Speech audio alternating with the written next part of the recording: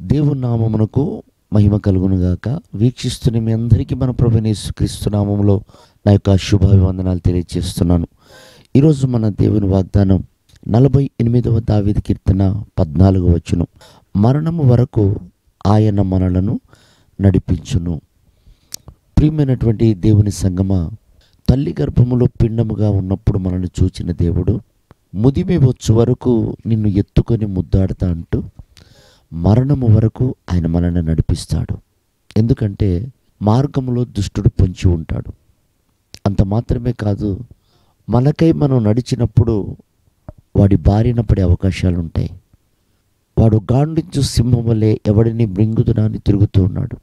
చూడండి, బైబిల్లో ఓర్ఫా నయోమితో బెత్లెహేంకి వస్తానే వచ్చింది, కానీ మధ్యలోనే ఆగిపోయింది.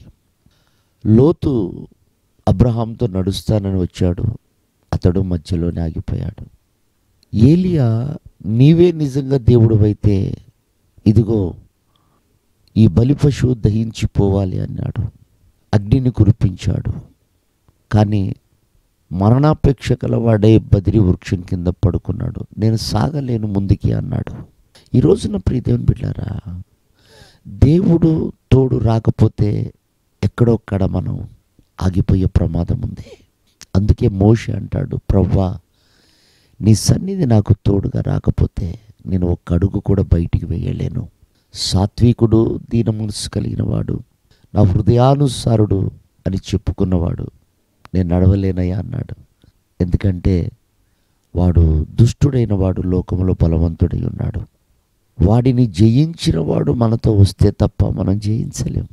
కనుక మరణము వరకు నీవు నమ్మకంగా ఉండు.